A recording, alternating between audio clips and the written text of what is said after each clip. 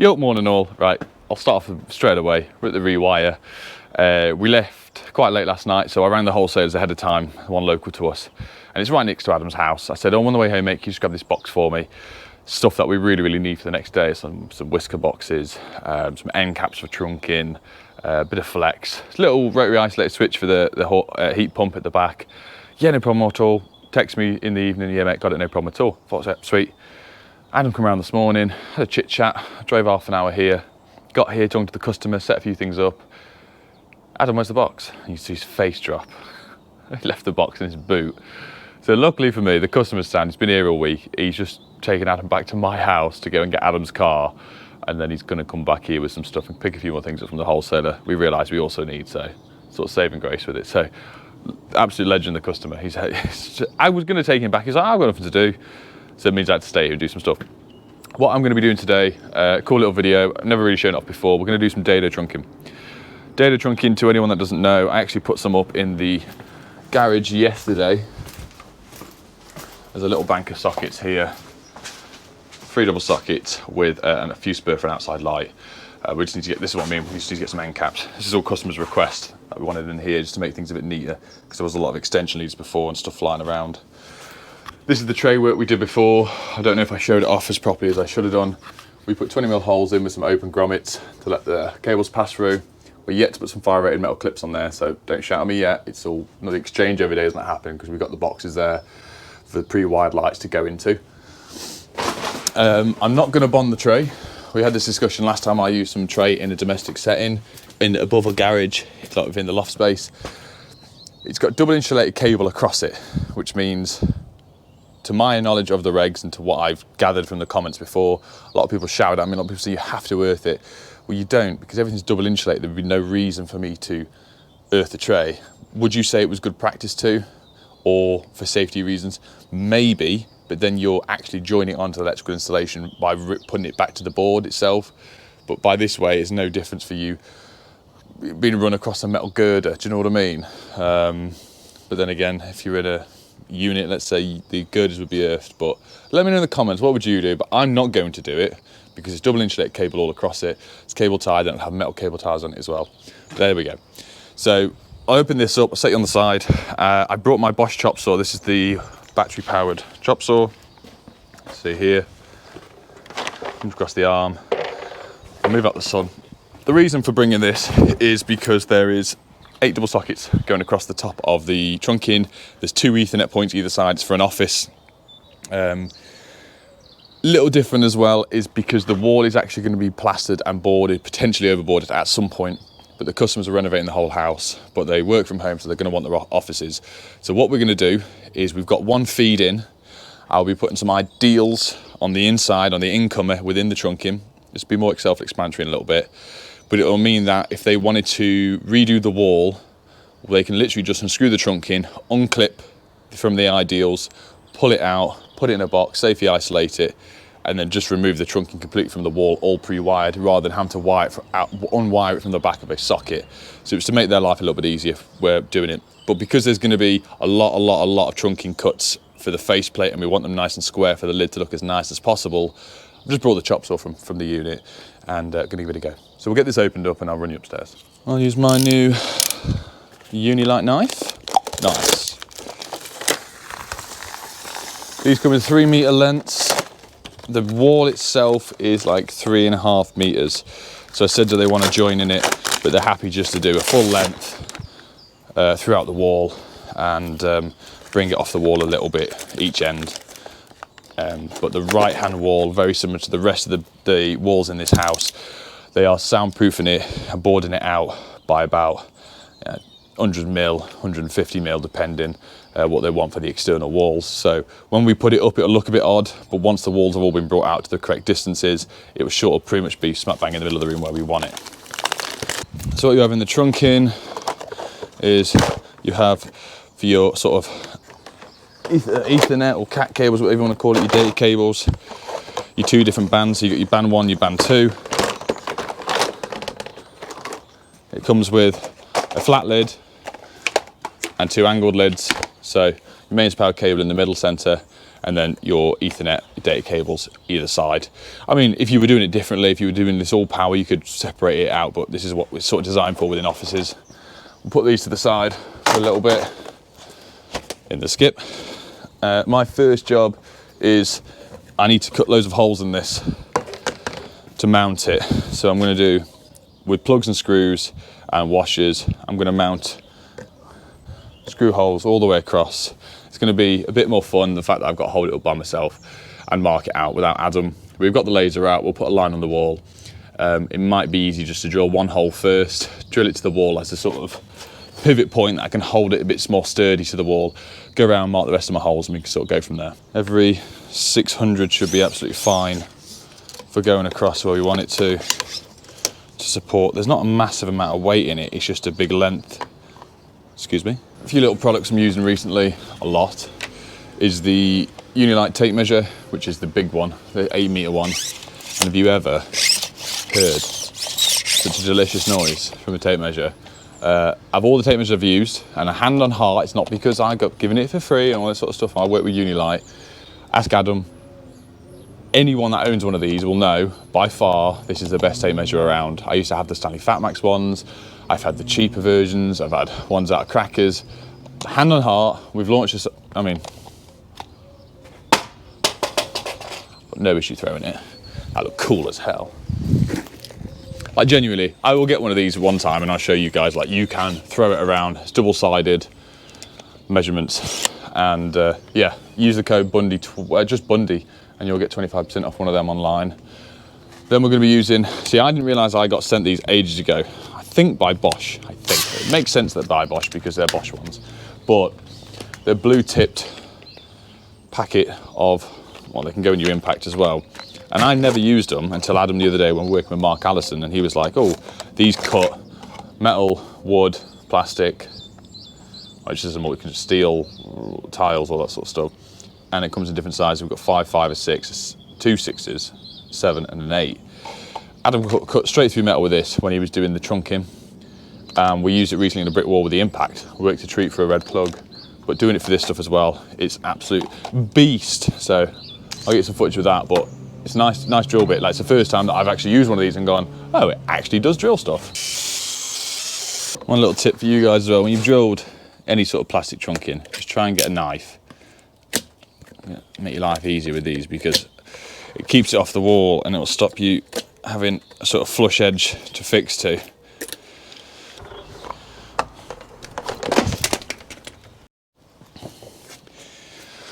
Also, something quite nasty could have happened to me Tuesday. It's now Thursday, sorry. And I was using the knife, wasn't really paying attention. I can't remember what I was doing now. I was stripping something with work, not at home.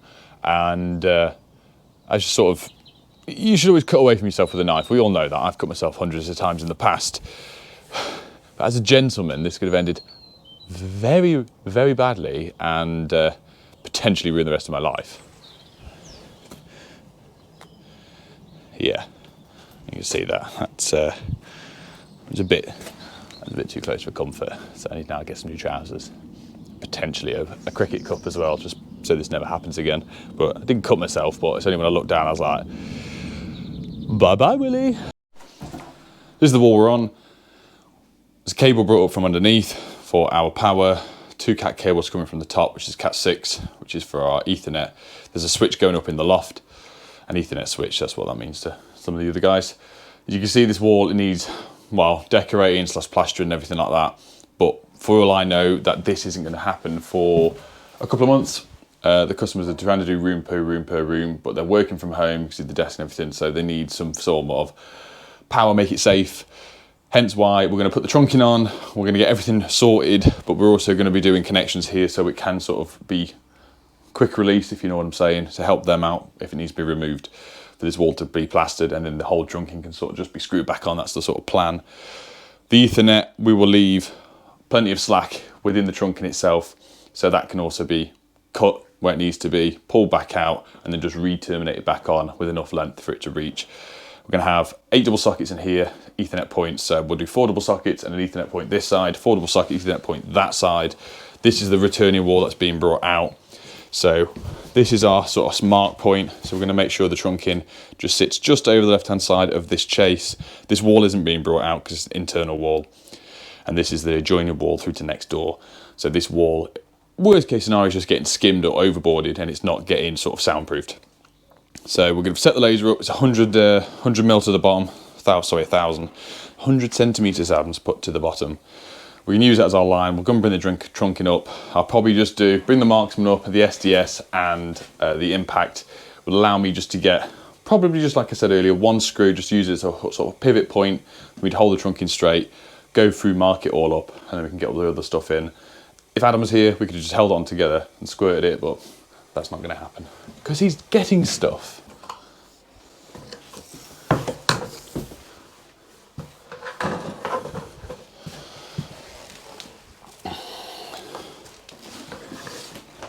So with this, we'll put that over. I need to make sure that I'm marking out. So I'll cut a hole. Sorry about my heavy breathing, I've just gone up and down the stairs 6 times. Here and here. Little hole saw to allow the cables to pass through. Rear entry into the trunking. Maybe, just maybe, the wall seems to be quite grippy.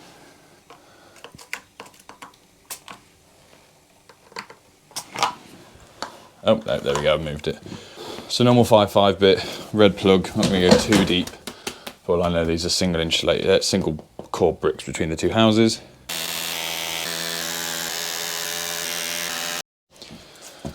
I've got 8 in, struggled to count then. That'll be a support. We'll slip to the far end, but it means we can get the thing on. We're going to be using, they're not actually penny washers, they're slightly smaller, which will allow me to go into the top and bottom of the trunking, stay within the lip without it overlapping. Bit of extra strength, but first of all, I'm just going to cut a hole in the trunk in either end to allow the cables to pass through, and then we can get this to the wall. I've cut a hole in the trunking, we're going to use some hole saws. So this, I will put a link, so there'll be an Amazon link below. Saw this on a few guys off Instagram. This is just normally carabiner. This is a Velocity carabiner. Comes with a Velocity bag, hook it on the side. These are quick release attachments. So these are CK. They're very similar to the Armeg ones or the other one beginning with an S, can't remember. But they're literally just quick release bits that'll allow you to store all your hole saws on and off the side of the van. Easily accessible. We used to have these in packets or within the tool bags, but now they just hang on the outside. We know once we've used it, we put it straight back. There's allowance for other stuff. It sort of comes as a pack of 1, 2, 3, 4, 5. I think it's 6, but one of them was a bit dodgy, so I threw it in the bin. But key cool little piece of kit for time management. Keep an eye on all your stuff. But these are CK ones. I think it was 35 quid for the set of 3. It was like a 32mm, a 25 and a 20. If you do a lot of trunking, a lot of plastic, a lot of fuse boards, these are the sort of things where you cut it out and the spring in there actually pushes the center out. It doesn't really work on plastic, but metal definitely. So for this one, we'll just do a 25mm hole, and that should do the jobby. All right, simple as that. Look, watch. Prove to myself later on, and to help Adam out, because normally I leave these bits in here, and it annoys him. Look, I'm not going to lose it. It's going to go back on here, and Adam can't shout at me. And they're all back on there. Hook it back on the bag. Job's a good one, not going to get lost. The Ethernet point here, the cables, Ryan, who works with or for Sean, Cablesmith, put these ones in for me, so I think that's why there's 64 meters worth, which is fine. Better to have too much than too little. That's what she said. Well, that's what I've been told anyway. I've got a little 10.8 impact. It should have a magnetic wear bit in. IMEX digital laser. Come on. Look at that. You hear the noise? Nice. Now we're all on, we're all level, we're all happy. These are the pattresses that will click in, back boxes, into the Dado. And these are the singles for our cap points. They've got little arms on them where you can just sort of bend them in and out. So we're going to do 4 this side, 4 that side. I'll stick them in now, rough measurement where I want them. We're going to have a gap in the middle and have a block at the other end. Suss out roughly, I think between the sockets we're going to have a 50mm gap for our plates. Sort of get them in position either side. we've got some 2.5. You can wire this up in singles, it's within the trunking area, but I don't carry singles, so twin and earth it is. Same thing with this, you would run it where you want to, drill a hole down, come into the top of the pattress, if you wanted to cut a hole wherever, because that slots in. So you want to put the arms, these 2 lugs there and there, that would slot in, as you push it in. Simple as that. So we can put it in, move them all around. I'd knock the wings out first, which will allow you to be a bit easier once it's in. And also, I'll ask everyone's advice, because I know everyone likes to give me advice all the time. Some useful, some may not be very useful, but it's good to hear. Is with doing stuff with computers, most of the time on the back of a socket, you will have 2 earth lugs, top left and top right. I'm trying to get it in shot. I've heard before, I'm not sure if this is just for rings or it is, because this is just a radial, but a lot of people that do IT stuff or IT power, stuff for IT stuff, if you know what I mean. Cabling for mains power for IT equipment, that's where I was going with it, is they would link into one lug on the earth terminal and then they would link out the other and it would go all the way across. I presume it will make a difference if it was a ring, or just let me know below. I'm just going to put them in the same lug for these 8 sockets, but if there's anything different, please let me know why, because it'd be interesting to hear whether or not it's a case there's a fault in one, you've still got the earth pass through, but surely you'd want them in the same earth lug so you know they're connected together. But put it down below, let us know why, please. Right, Adam's back, but unfortunately, Adam's just come back, and can you see that hole in the ceiling there next to the loft hatch where he is? Adam didn't do that, it's okay, it was the customer. He's come back, but he's been a gem. He's bought me a can of Monster, order's forgiven. It's not Adam's fault anyway, I only said this earlier, it was just you and me were too busy chatting and then drove to work. We did drop off at the pub, no, cheeky little pint. Cheeky pint. People haven't got a mic on, people can't hear you. I've only got the one on because he's not been here. What I've done, I've gone across and separated these out at 50mm spacings. I'm just trying to get a tape measure. So it's from this lip, because this flap here sits behind the trunking to support it. So only roughly 50, 50, 50. There's going to be loads of slack in this. So as and when I start cutting them out in a little bit, I can shunt it over. Done a hole here for that cat cable. Hole here. We've got loads of length, so I'm going to double it back on itself and then come back to the holes to allow the customer to remove it and cut it and have excess if he needs it. So this is the boring bit. I'm going to get all this linked in across, and then we will do some ideals here, like we've said before, as a quick release to get the whole lot off. And I'll get these wired up, and then we'll jump back and we'll start cutting some tray, and I'll show you when I start feeding the cable through the cats. All right, so put some sticky pads in. We've got a cat cable. I've not cut it. Same in that side. So all I'm going to do is bring the legs across with each other, all the way, all the way, all the way to here. Bit of a bend. Okay, we'll tie them in place. Not tight, just to hold it. To come all the way back, just to get rid of all this slack. I want to be careful we're not doing a massive bend radius on these. Maybe not be breaking them. That'll sit nicely in there. That's going to give us loads of slack if the customer wants to move the tray at any point.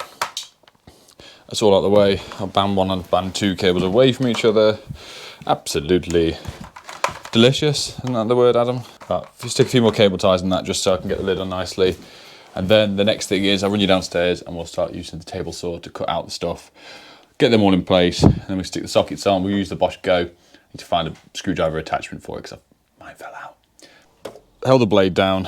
From the tape measure here, marked off 50mm with a pencil line. This will just give me an accurate reading for when I do. Lift it back up. Extended the arm out. What's the materials, mate? Which one? Just need one more socket, double socket. Lounge. Large. Should be, mate. Means we can just bring our socket, our trunk in to that pencil line there, and that should give us, we need 8 of these, and then we can get the measurements for the rest of the stuff. They are all exactly the same, all delicious, all square. Get them on, we get some more measurements. All right, if I measure these out right,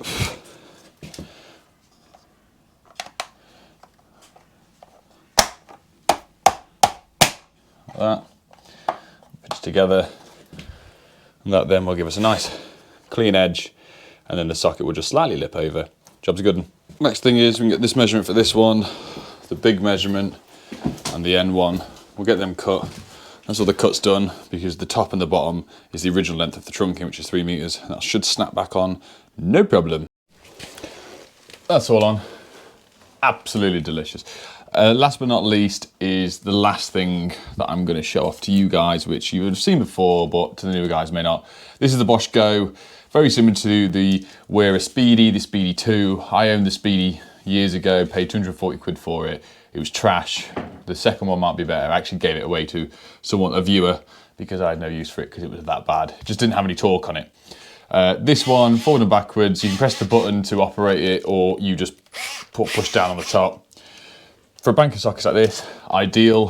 For what are these, about 45 quid ad? Something like that? The Bosch Goes? I think they're about 100 quid, aren't they? No, not. They're around about the 50 quid mark. If you do a lot of second fixing, this is ideal. Or EICRs as well, yeah. I need to get Adam one of these, to be fair. But this has actually had its own special pouch made in my velocity bag that I'm making with them. I actually purposely built these ones so we could get this, will slot in perfectly for second fixing, hence being a second fix bag. I'm just going to double this over, so I've got that one, done the earth. Whiz these in, and then we'll terminate this, and then we'll bring the video to an end. But I'll put a link down below for the Bosch, so go check that out as well. And this is it, finished product. I know. These are meant to be round edge. They will be changed, but I'm going to get the end caps on. But this is what I mean by doing a joint here, so this can be disconnected and removed when this wall's done. It's just for the customer's benefit, really. And yeah, we're in. Happy how it turned out. I've not done this for millennia, really, so it's a nice little change for me. Enjoy the video, smash the like button, subscribe if you haven't, and all that jazz, and we will see you on the next one. And I'll put all the links below, and I'll make sure I will for all the stuff I've said. Yeah, cheers guys, take care now. Bye bye then. Bye!